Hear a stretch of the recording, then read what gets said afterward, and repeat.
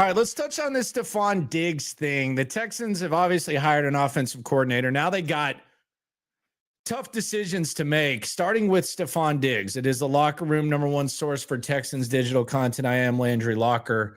The question is real simple. Should the Texans bring back Stefon Diggs? Now, there is some financial stuff going on that I think matters a little bit. But the reality is with the Stefon Diggs thing, I texted Texans Cap, who I recommend following for all your cap needs. And basically there's 2025 through 2028, the contract year's void on February 17th. So on February 17th, which is 3 days from now, the contract is going to void. They could save cap dollars with a new deal by 3 on February 17th, but $16.6 million in dead money remains, and they can still re-sign him after February 17th, leading up to free agency. So I think it's safe to say that Stefon Diggs is going to impact the finances of the Texans no matter what. I don't see them agreeing to a deal with Stefon Diggs in the next few days. I just don't see that happening. There was a really, really good point I thought that was brought to my attention by Texans Cap, and it might be the best point about this Stefon Diggs thing that might calm your nerves when it comes to Stefon Diggs. I'll talk about that after we kind of go through the finances and whether or not they should bring him back, the case for, the case against. But this was the best point that I've heard about the Diggs situation that will kind of shed light, maybe make you feel better about which direction the Texans are going to go when it goes to Stefon Diggs. I thought it was an excellent point. And it was also brought to my attention by Texans Cap. But let's just look at the Stefon Diggs situation from a team standpoint and whether or not you think the Texans should bring him back. I don't think the Texans should bring back Stefon Diggs. I don't care about the dead money. I don't care what CJ says. I don't care what Andre Johnson says. I respect their takes. I just don't think that the Texans should bring back Stefon Diggs. I think that there's a shelf life for having Diggs. I think there's other players that provide more upside. And I would just personally, like, if I were the GM, I would not want to bring back Stefon Diggs. That's just me. That's just my take. I wouldn't do it. I would sign receivers, draft receivers, maybe even sign a veteran receiver, but Stefon Diggs, no thank you.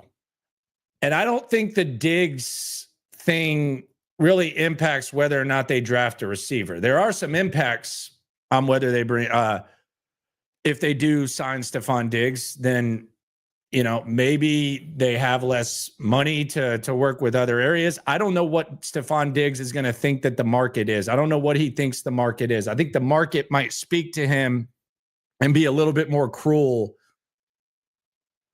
than he anticipates. But I don't think Stefon Diggs is going to break bread.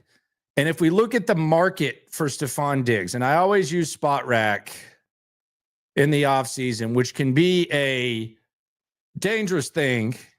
Sometimes it's right, sometimes it's not. But their projection for Stefon Diggs, and his previous contract was $22 million a year. Their projection for Stefon Diggs is about $14 million a season. That's their projection for Stefon Diggs. The market value for Diggs. $13.5 million for Stefon Diggs after previously making $20 million. Now, my question for you would be this. Last year, Stefon Diggs was on his best behavior, and I haven't really heard a teammate that has said too many bad things about him. I talked to Brian Robinson, said he's a great teammate. I had Cole Beasley on the stream, said he's a great teammate. Obviously, there have been situations where he's found his way out of them. But I don't really judge a guy and how he acts in his contract year and put that on the same level as how he acts when he's making damn near half the money he did the year before. I think that's probably a little bit different situation. I think most people in their contract year are going to be on their best behavior. But when your contract gets voided, you would have made $20 million. And let's be honest, no team has given Stefon Diggs a contract that is going to match what he would have made this year, next year, the year after, had he not signed the contract. Or had he not kept his contract alive and it hadn't been voided. I think in Stefon Diggs' perfect world, he played for the Texans. He had a really good season. And he went on the market and he got at least similar to what he had with probably some more guaranteed money because there wasn't a lot of guaranteed money on that initial deal. Now he's going to go on the market. He thinks very highly of himself, rightfully so. He's been one of the best receivers in the game the last few years. He's probably going to think that he should at least make close to what he was set to make before the season. And the market's going to speak to him and it's going to tell him, no, that's not the case. You're not a $20 million a year receiver. That's not the case. That's not what's going to happen. So some people will say, well, based on that, why would you bring it? Why wouldn't you bring him back if you're the Texans? Well, you've already got the dead cap that you're going to endure. Then you pay him whatever he wants, like whatever the contract would be. And you're basically tied down to Stefon Diggs for X amount of dollars. And you're getting a guy that knows that he effed his money up. And we don't know what type of player he is. And I think that's the biggest thing with the Stefon Diggs thing as well. Stefon Diggs has added more questions than he answered last season.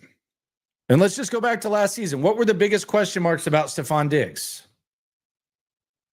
Is he still an elite receiver? Can he still produce at an elite level? Is he getting too old? It might not be his fault, but when you tear your ACL, those questions don't go away. They actually get magnified. And from a performance standpoint, I thought he was fine. Obviously, the offense had issues. That's why they're looking for a new offensive coordinator in Bobby Slowick. But it's not like he did enough to answer those questions in his favor. At the very least, he didn't answer any of them. And you add the questions and you add the possibility of him not being the same after tearing his ACL. And then you also add the reality that he bet on himself and lost from a financial standpoint. He can still come back and go back to being an elite receiver. I wouldn't bet on it. But he's not going to get the money that he thought he was going to get. So you add that element and you add the questions that were already there that intensify as a year goes by, and he has the torn ACL, just doesn't seem to stack up. Now, this is the best thing that I've heard, and what I alluded to earlier about Stefon Diggs, and I think this is the best point that has been made about Stefon Diggs. And this was from Texans Cap, talking to Texans Cap about the Diggs situation. It might be a surprise to me, you, media types, fans, whatever, to actually see the dead money that Stefon Diggs is going to hit the Texans with next season, and it's damn near $17 million. It might be a surprise to us, but it's not a surprise to them. They knew this was going to be the case, and they've budgeted accordingly. So while you, me, anyone else might be panicking, I don't think that's a reason to sign Stefon Diggs, and it's not a surprise to them. Now, did they plan on Tank Dell perhaps missing all of next season? Probably not. They probably thought in a perfect world, Tank Dell was ready for year 3, and you had Tank Dell, as well. So that kind of sucks. Did they maybe think that John Mechie and Xavier Hutchinson would take the next step when they prepared for it? Probably so. So that could be another element that's taken into account when we're talking about the Stefon Diggs thing. It's not ideal for them to only have one wide receiver that you trust on the roster, but it is reality. The good thing about that is there is a lot of possibilities as to how to add wide receivers. You have free agency before the draft. You have the draft. You have free agency after the draft. Guys who the market speaks to. So you have a lot of opportunity if you're the Texans to add wide receivers. Like it's not ideal to have the wide receiver situation they have, especially when you factor in the Stefon Diggs dead money. But it's a position where there's a lot of opportunity, and it's also somewhat of an appealing destination. So we'll see how they handle the Diggs situation. I would anticipate they don't bring him back. But the dead money, and the best point that I've heard about this from Texans Cap at Texans Cap. And if you're into this nerdy cap stuff, I'm not really big into it. I just like to summarize it. I wasn't good in math class and all that, but I like Texans Cap a lot. Sit by him in the press box. If I have a cap question, I ask him. But if you're into, I don't know if that's a good plug or not for his stuff, but he just laid out the salary cap and what's up with it. That might be the worst plug ever. But if you're into that type of thing, go check it out. But the best point that he made is that the dead money has no impact on what they do with Stefon Diggs because they prepared for it. They aren't like you or me. They didn't all of a sudden look at it closely and say, oh, damn, there's dead money there? Crap. Didn't surprise them. They knew. We didn't. So don't think that that's going to impact it. If they would have been worried about that, they wouldn't have done to the contract what they did. So I wouldn't be concerned. Now, they did probably think they had Tank Dell on a rookie deal, which they still do. They're just probably not going to have him on the football field for a while. So that's just kind of where it is on the whole wide receiver thing with Stefon Diggs. But I mean, you have a guy who the question marks were already there and he tears his ACL. So the question marks have kind of intensified. So that's where we sit with that. What if Kaylee wants him? Then they'll have to discuss it and figure it out. I mean, if Kaylee wants a guy over 30 coming off a torn ACL, learning the new system, that you don't know what he's going to look like out there, then more power to him. I don't know if Kaylee makes the call or not. They're probably gonna make this decision as a squad, but if Kaylee wants him, I don't know. I mean, I don't know. Like, does Kaylee's opinion outweigh D'Amico and Casario's? Do they talk it out? I don't know. What if Kaylee wants him? No idea. It's a good question.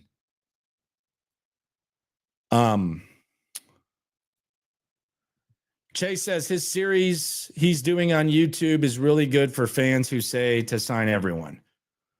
Yeah, because some people will say, and I know like the cap nerds will kind of cringe, but some people will say the cap is fake and that you can do whatever you want and you can figure something. I remember when the Chiefs had like 46 cents of cap space and they ended up signing Chris Jones and a bunch of other people. So yeah, so some people think that the cap is fake.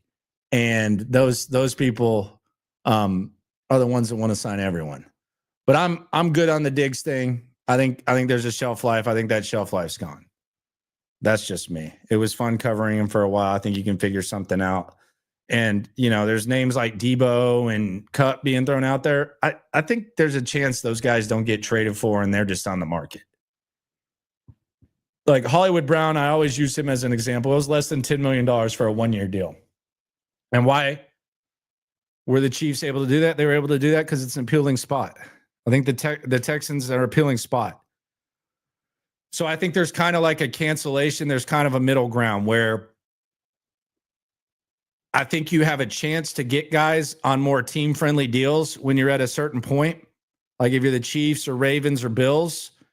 And I think the Texans are a tier below that with a good opportunity to where while you might have $16 million in dead cap on the secondary free agent market, if a Hollywood Brown, other guys are out there, maybe it kind of cancels out and there's kind of like a meeting in the middle when it comes to that. Because there used to be a Texans tax. We knew that. There was a Jacksonville tax too,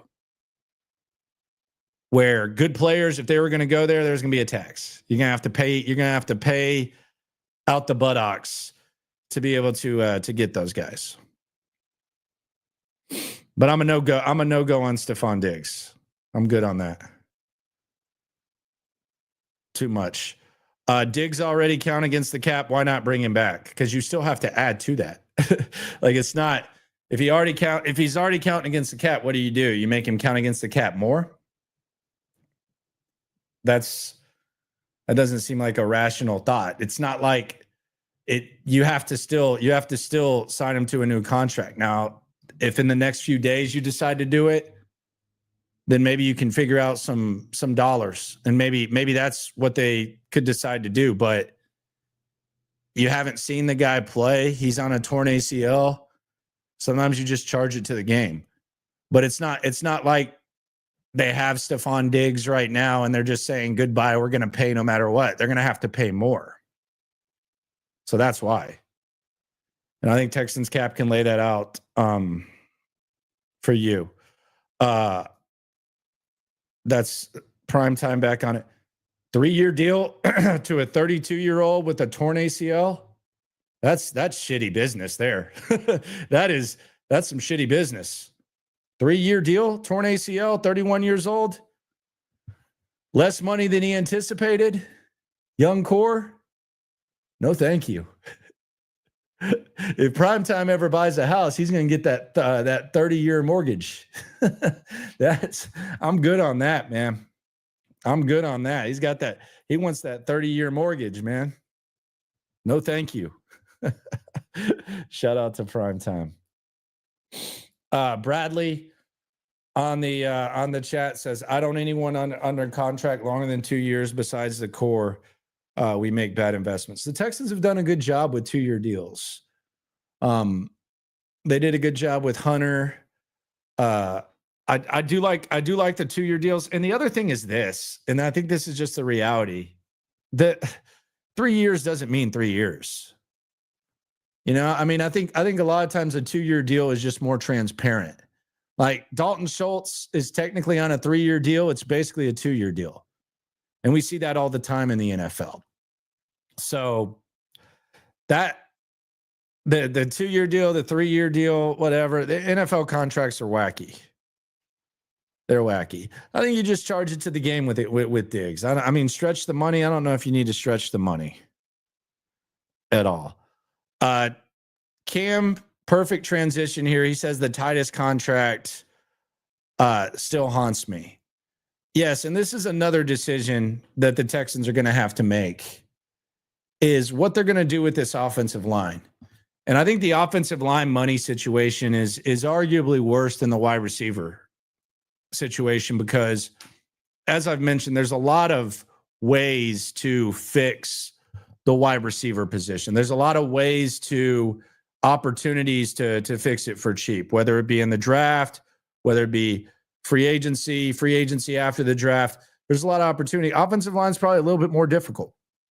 And you have multiple guys with bad contracts, and you got to figure something out there. So the Titus Howard, Shaq Mason thing, it might be they choose which one they want to move on from the most. Do they want to move on from Titus Howard, or do they want to move on from Shaq Mason? Does Titus Howard take some sort of pay cut? I mean, he's eventually going to have to, right? I mean, Titus Howard has already made more money for a year of football than he's ever going to make. Like, no one's ever given him that kind of deal. Like, he's not getting another deal like that. Like, we're probably a few years away from Titus Howard being, you know, not a minimum type of guy, but, you know, just average-ish durable, versatile offensive line type of ball player. So they're going to have to figure that out. That's another decision they're going to have to make. This might just be a 1 year. They might really be in like a 1 year kind of clear up some mess, and with Diggs and whatever they decide at the at offensive line. But I'd never understood the Titus Howard contract. I thought it was weird. And I saw some people like pushing for it, and I was like, why? Like, it wasn't going to, I don't think even if Titus had a great year that contract was going to jump up that much higher than they gave it. And now you're kind of stuck with it, and you have him as a tackle. Or you had him as a tackle, and now you have him as a guard. The Titus contract never made sense. So they're probably going to have to decide between Shaq and Titus and figure out which one they want to do, and then they can probably rid themselves of it. But they're a little bit more stuck at offensive line. They're going to have to coach up some guys, or just hit on some, I don't want to say bargain type of guys, but I don't think they're going to be shopping at the top shelf. You never know. They could, but there's the offensive line situation, not ideal. You've almost gotten to the point now where, at one point, not too long ago, we were talking about CJ Stroud's rookie contract, and man, you can swing for the fences, and they did. I mean, they did a good job with Danielle Hunter. That was a good job there, and some of the other guys. But now it's almost like the CJ Stroud contract is almost like going to help you get through some of these crappy ass contracts that you have, and crappy money that you spent and that you'll be using without guys even playing. So that's something they're going to have to figure out as well. Could be worse, but it's not ideal. Then we have the defense. And the defense is interesting because there could be opportunity to make the defense even better than it already is. And I think you're on the edge of having a championship caliber defense.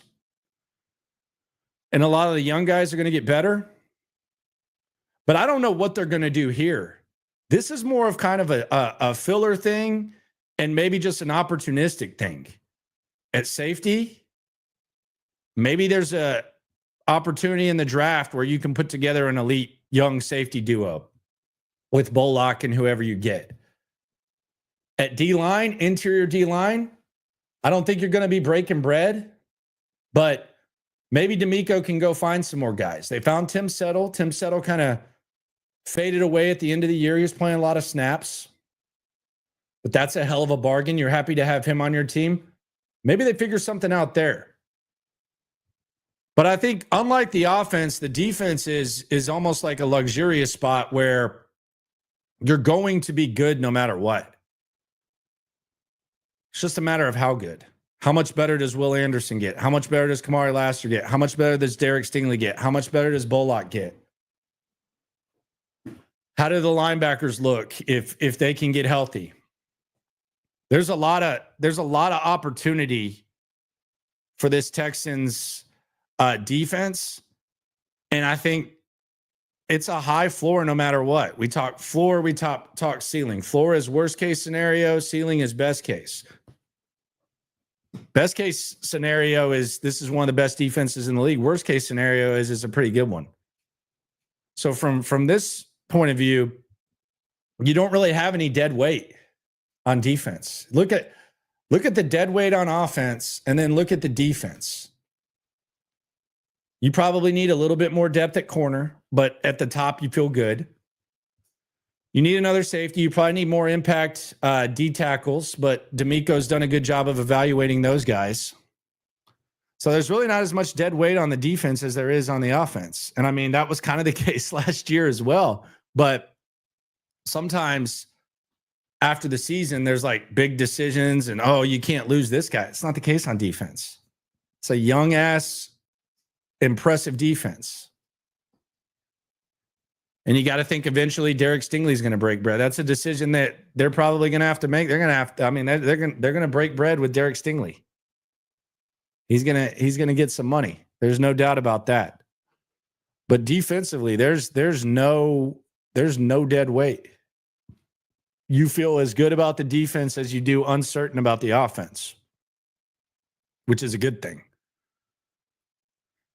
The other thing, as we are live on Valentine's Day here in the locker room, is I think there's draft flexibility and possibilities in the first round. And a lot of times we'll sit there and we'll talk and we'll say, okay, they need this, they need that, they need this, they need that. There is a lot of possibilities. There's no dire, there's needs, but there's nothing dire. Some people will say, well, you got to draft a guard. Who? What guard do you want to take in the first round? If you're telling me you're going to get like a Quentin Nelson type of guy or something, okay. But with what they have at the marquee positions, there is endless draft possibilities. I mean, you could list off a buffet of positions in the draft, and I think all of these are possibilities. Wide receiver, defensive tackle, offensive lineman, tight end in a certain situation. I could see a safety. I could see a linebacker. I don't think you're taking a corner, although I wouldn't dismiss that. I think the only positions that you can 100% dismiss in the first round for the Texans, like 100%, I think running back you can probably dismiss unless something crazy happened and Gentry falls there. Not happening. You can dismiss quarterback. And then other than that, all bets are off. Now, some people would say, well, why would you take an edge guy? Danielle Hunter's got 1 year left on his contract. They've shown that they're willing to play chess. Some people would say they didn't need a tackle last year. They didn't on paper, but they drafted Blake Fisher. So while Blake Fisher in a perfect world was pretty much a swing tackle last year, and that's what he ended up being, he ended the season as your starting tackle. Titus Howard showed he wasn't worth a damn at right tackle based on what you paid him. You moved him inside, and now you don't need a tackle. And that's the beauty of it. This is not like your fantasy football draft. Some of you are in keeper leagues, so this doesn't even hold true, this scenario. But a lot of people are in fantasy football where the slate gets wiped clean and you get to start over. That's not how it works for them. There's a lot of possibilities in the draft, and that's what makes it as exciting. Positional value, I hate. Positional value is one of my least favorite things in the world. I think it's the dumbest thing that people say when talking about the draft. Positional value. It's so stupid. There's exceptions to everything. And it's always a very convenient discussion, which is kind of how stats are. Let's just be honest. Whenever you lay out statistics, whenever you lay out like statistical data, a lot of times positional value is just kind of examples. You use examples of guys who weren't good. Stats, you use stats that kind of back up what you say. So we'll see how that whole thing goes. Steve says we need a monster O-line like the Eagles. Who doesn't? I mean, that would be awesome. Yeah, having the best offensive line in the league would be cool. I think there's every team in the league would like an offensive line like the Eagles. Every team in the league would like that. Doesn't really happen.